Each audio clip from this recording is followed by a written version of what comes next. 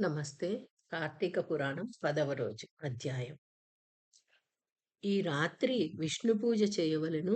గుమ్మడికాయను, నూనెను, ఉసిరిని తినరాదు. స్వయం పాకంతో గుమ్మడికాయను దానం చేయాలి. స్వయం పాకంతో గుమ్మడికాయను దానం చేయాలి అని చెప్తున్నారనమాట పెద్దలు. ఇవాళ అధ్యాయము అజామిలుడి పూర్వజన్మ. విష్ణుదూతలతో వెళుతున్న అజామిలుడు విష్ణుదూతల యమభటుల సంభాషణలను విన్నాడు. తన స్థితి తనకే ఆశ్చర్యం కలిగించింది. ఆశ్చర్యం, ఆనందాలతో ఉక్కిరి బిక్కిరి అయ్యాడు. నిందల పాలు చేసే నీ నికృష్టమైన పాపాలెన్నింటినో చేశాను. అజామిలుడు నిందల పాలు చేసే నికృష్టమైన పాపాలను ఎన్నింటినో చేశాను.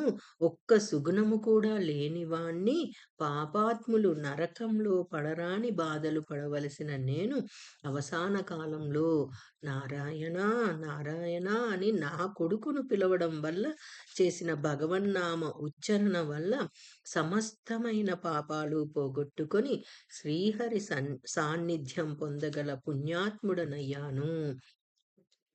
కులీను కులీనురాలైన స్త్రీతో సంసారం సంసారం చేసి ధర్మాధర్మాలు త్యజించిన నికృష్టుడను.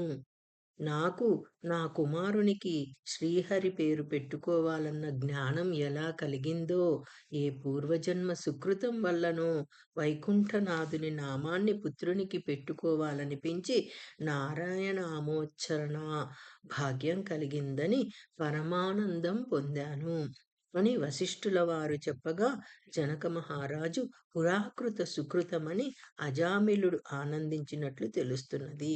అజామిలుని పూర్వజన్మమేమిటని ప్రశ్నించాడు రాజు. విష్ణుభటులు అజామిలుణ్ణి తీసుకొని వెళ్ళగా యమభటులు యమ సన్నిధికి వెళ్ళి జరిగినదంతా వివరించారు. యమధర్మరాజు పరిస్థితులను ఆకలించుకొని శాంతచిత్తుడై భటులారా, ఎంతటి పాపాత్ముడైనా మరణకాలంలో హరిహరులందెవరి నా నామాన్నైనా స్మరిస్తే వారి పాపాలు హరించిపోతాయి. వారిని శిక్షించే అధికారం మనకుండదు.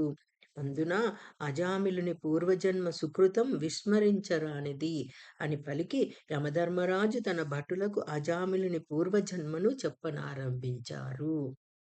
పూర్వజన్మలో అజామిలుడు సౌరాష్ట్ర దేశంలో పూజారి కుటుంబంలో పుట్టాడు.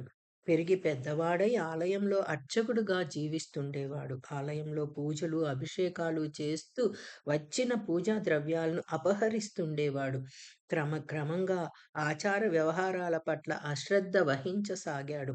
ఆలయ పవిత్రతను, పరిశుభ్రతను నిర్లక్ష్యం చేసేవాడు. రాను రాను వ్యసనాలకు అలవాటు పడ్డాడు. రూప లావణ్యాదులు గల ఇతనికి ఒక బ్రాహ్మణ స్త్రీతో పరిచయం కలిగింది. ఆమె భర్త సౌమ్య గుణ సంపన్నుడు. గ్రామంలోనూ ఇరుగు పొరుగు గ్రామాలలో అతను అయవారం చేస్తూ భార్యను పోషించుకుంటుండేవాడు. పూజారితో పొత్తు వల్ల ఈమెకు భర్త పట్ల నిర్లక్ష్యం ఏర్పడింది. ఒకనాడు ఆ విప్రుడు అయవరం చేసి ఆ ద్రవ్యాలను నెత్తికెత్తుకొని అలసి సొలసి ఇంటికి వచ్చాడు. మూటను దించుకొని మంచినీళ్లు ఇమ్మని అడిగాడు. ఆమె మంచినీళ్లు ఇవ్వలేదు సరికదా, సమాధానమైనా ఇవ్వలేదు. బ్రాహ్మణుడు కోపించి కర్రతో ఆమెను కొట్టాడు. ఆమెలో ఆవేశం పెల్లుబికింది. కోపంతో తిరిగి భర్తను కర్రతో కొట్టసాగింది. భార్య అలా తిరగబడుట సహించలేక ఇంటి నుండి బయటకు వెళ్ళిపోయాడు. భర్త అదుపు అడ్డు లేని ఆ బ్రాహ్మణ వనిత ఒకనాడు కామోద్రేకంతో సింగారించుకొని అందగాడైన ఒక రజకుని ఇంటికి వెళ్ళింది. తనతో పొత్తుకు అతన్ని ఆహ్వానించింది. అతడు ఆమె మాటలకు ఇబ్బందిపడి, నీవు బ్రాహ్మణ పడతివి, నీతో సాంగత్యము నాకు తగదు, భర్తకు ద్రోహము నర్చుట నీకు తగదు అని మందలించి వెళ్ళిపోమ్మన్నాడు.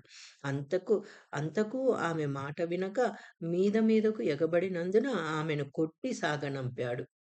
ఆ అవమానంతో పోతూ శివాలయం దిక్కుగా వచ్చి తన ప్రియుడైన పూజారిని చూసి ఆ రాత్రి అతనితో కామక్రీడలతో గడిపింది. ఆ మర్నాడు ఆమెకు జ్ఞానోదయమై రజకుని మాటలకు పూజారి పొత్తుకు ఎంతగానో కుమిలిపోయింది. భర్త పట్ల ప్రేమాభిమాన గౌరవాలు పెల్లుబికి అతన్ని అన్వేషించి ఇంటికి తీసుకువచ్చి అతన్ని సేవిస్తూ శేష జీవితాన్ని గడిపింది. మరికొంత కాలానికి శివాలయ పూజారి మరణించాడు. రౌరవాది నరకాలన్నీ అనుభవించి అజామిలునిగా సత్యనిష్ఠునికి జన్మించాడు. విప్రుని భార్య కూడా ఆ తదుపరి మరణించి నరక బాధలను అనుభవించి కన్యాకుబ్జ దేశంలో శూద్ర స్త్రీగా జన్మించింది. జనన కాలంలో ఆమె తండ్రి ఆమె జాతకాన్ని చూపించగా ఆమె జాతకం మంచిది కాదని తండ్రికి గండమని చెప్పడంతో తండ్రి పసిగుడ్డును ఇంటికి దూరంగా వదిలిపెట్టేశాడు. ఆ పసికందును ఒక బ్రాహ్మణుడు తీసుకువచ్చి పెంచి పెద్ద చేశాడు. ఆ కులహీనురాలిని విప్రుడు పరిగ్రహించాడు. జన్మాంతరాలలో చేసిన పాపాలు భగవన్నామ స్మరణతో తొలగిపోతాయి కనుకనే అజామిలునికి నరకానికి తీసుకురావలసిన స్థితి కలుగలేదు. జనక మహారాజా, శ్రీహరిని కీర్తించడం వల్ల, నామాన్ని ఉచ్చరించడం వల్ల, భక్తితో సేవించడం వల్ల పాపాలు నశిస్తాయి. మనస్సు నిశ్చలపరుచుకుని ఇతర వ్యాపకాలు లేకుండా శ్రీహరి మనస్సును నిశ్చలపరుచుకొని ఇతర వ్యాపకాలు లేకుండా శ్రీహరిని ధ్యానించడం కన్నా మహద్భాగ్యం మరేదీ ఉండబోదు. ముక్తి మోక్షాదులకు హరినామ స్మరణం దివ్యమైన సాధనం అని వివరించాడు రాజర్షి వశిష్ఠుడు. అజామిలుని పూర్వజన్మ అధ్యాయం కార్తీక పురాణం 10వ రోజు పారాయణ భాగం సమాప్తం. నమస్తే.